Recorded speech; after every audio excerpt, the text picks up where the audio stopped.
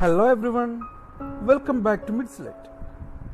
This video intended to address MA English students third semester University of Calicut.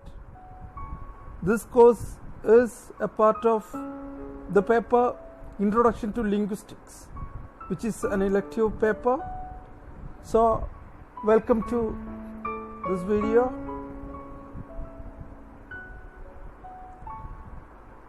First, we are going to discuss the definitions of language.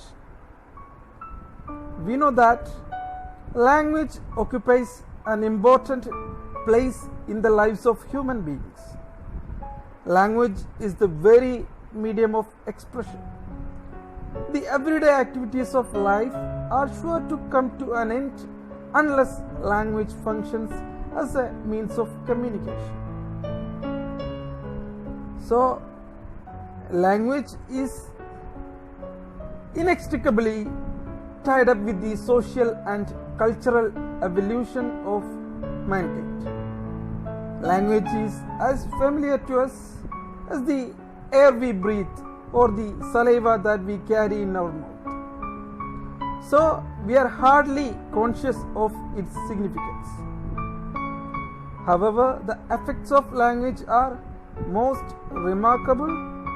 It is in fact language that distinguishes human beings from the animals.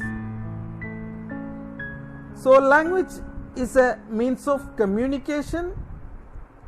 It is a means of conveying our thoughts, ideas, feelings and emotions to other people. So what is linguistics? Linguistics is a term associated with language. So we are going to study what is linguistics. Linguistics is a term defined as the scientific study of language. The study of language must begin with certain idea about language. Language is perhaps the most interesting entity that mankind has ever come across. We use language for communicating our thoughts and feelings with others, and the language we use is transmitted from generation to generation without much deliberate effort on our part. Those who have not studied the language systematically do use language with much ease, and they are never bothered about the complexities of the ways in which the constituent elements of language combine and how these elements organized into meaningful utterances. This fact does not make us come to the conclusion that the systematic and scientific study of language is meaningless. The study of language is significant as it ultimately takes us to the beginning of our culture and social life. So language has become an essential part of our lives. The study of language in a scientific and systematic way is therefore significant both in terms of academic and cultural point of view.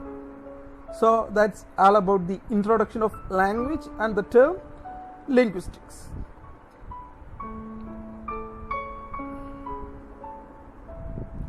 So next we are going to discuss some authentic definitions by experts. Edward Sapir defined language as language is a purely human and non-instinctive method of communicating ideas, emotions and desires by means of voluntarily produced symbols. But we know that this definition lacks something. This definition is rather incomplete because he said ideas, emotions and desires. These are not the only things communicated by language. So the term language covers a wide range of implications such as body language, sign language, paralanguage, as well as animal language. So this definition is not complete, it's incomplete. So this is the definition by Edward Sapir.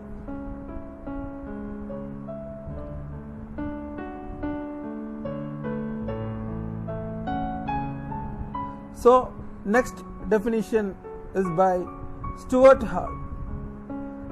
Stuart Hall defined language as language is the institution whereby humans communicate and interact with each other by means of habitually used oral, auditory, arbitrary symbols.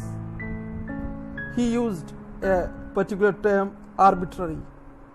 So we know that what is arbitrariness. Arbitrariness is there is no logical relationship between the signifier and signified, or there is no logical relationship between the object and the word that represent. So this is Hall's definition, but Hall's definition is narrow because it regards language purely as a human institution. So the definition of language by Hall regards language purely as a human institution, but at the same time we know that animals do communicate. Animals have their own language, they communicate in their own way. So this definition is also incomplete, and we cannot consider this definition is authentic. It's clear? So next important definition by Noam Chomsky. Chomsky defined language as a set of finite or infinite sentences, each finite in length and constructed out of a finite set of elements.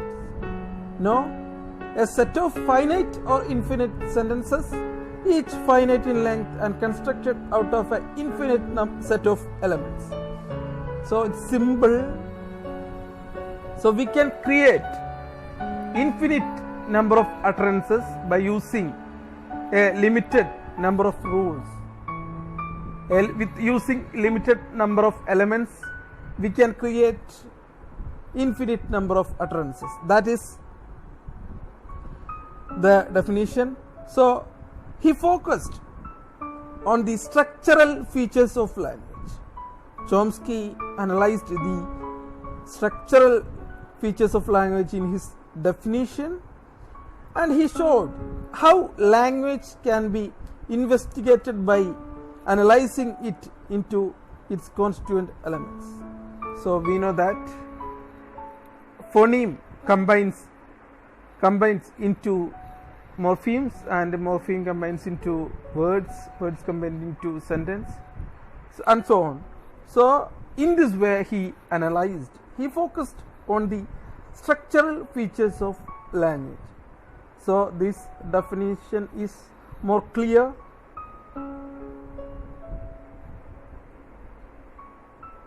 So next we are going to discuss about the origin of language.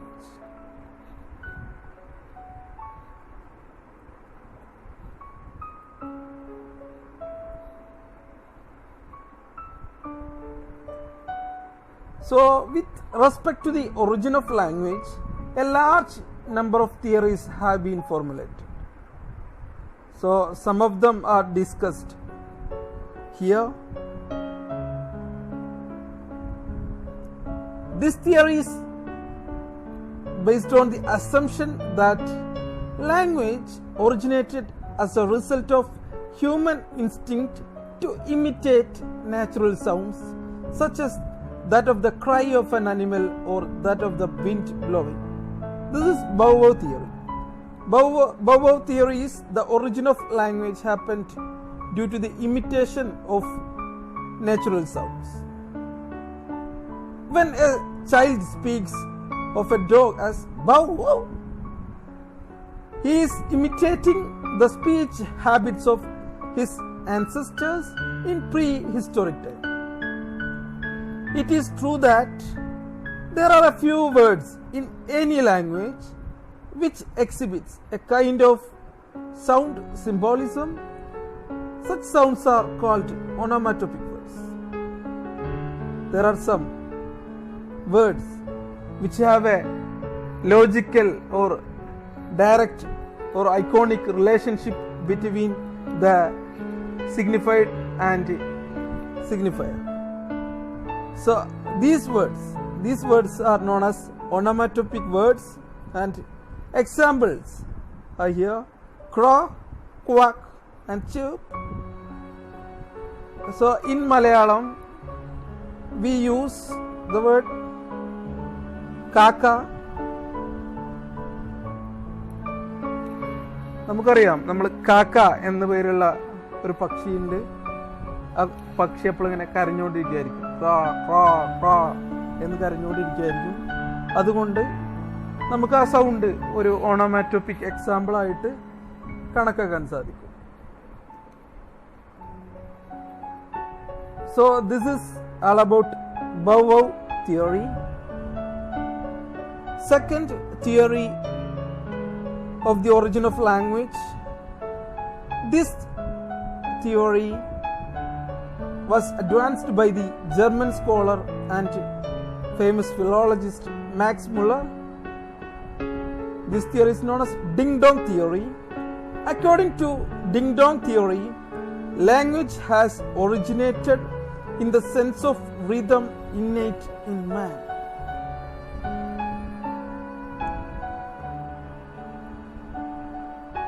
So, this theory stresses the rhythmical nature of the universe and the sense of rhythm innate in human being. This theory is based on man's tendency to imitate not sounds but movements in nature. The primitive man, having observed the rhythm in the flowing of stream and the swaying of the trees in the wind, must have ding-donged phonetically to them, partly by the way of accomplishment and partly in imitation. Every sensory expressions that primitive man received from nature must have found expression from vocal sounds or ding-dongs, like the striking of a bell. So this theory is propounded by Max Muller, who was a German philologist, and this theory is based on man's tendency to imitate not sounds but movements in nature. Third theory is the Poopoo Theory. According to this theory, the origin of language is to be traced to the involuntary exclamation of pain, surprise, pleasure, or wonder. The upholders of this theory say that language is only a refinement upon our emotional interjections like ah, ha, wow, etc. This theory derives its name from the expression poo-poo, which is often used as an exclamation of contempt or disgust. We use poo, poo. The expression has come to acquire a definite meaning. The verb to poo-poo has become accepted in ordinary usage. It is used with the meaning of belittling or somebody or something, or contempting somebody or something. The supporters of theory believe that all language originated in this way. So this is all about Poopoo Theory. Next one is the gesture theory. This theory have been advanced by William Wundt and Sir Richard Paget. The proponents of this theory believe that every human gesture is followed by movements of tongue, the lips and the jaws. According to Wundt, most primitive means of communication among human beings was by means of gesture made with hand. The sign language is still employed by us when we have to communicate with a deaf person or with a person whose language is not known to us. We beckon with hand when we want him or her to come to us. Similarly, we nod the head in agreement and shake it from side to side when we want to express disagreement. So the upholders of this theory argue that a gesture by hand is usually accompanied by a corresponding movement of the vocal organs. Thus, in course of time, man is supposed to have passed from sign language to spoken language. Sir Percy Moon, in his book Education, Its Data and First Principles, points out how in uttering the word I and me, how in uttering the word I and the word me, the lips are drawn towards the speaker in the same way as he would point to himself. At the same time, in say you or thou, the movement of the tongue is towards the person addressed. So the same directional differences can be noticed in the utterance of here and there. So the proponents of this theory believed that a kind of sign language transformed into a kind of oral language. So that is the gesture theory.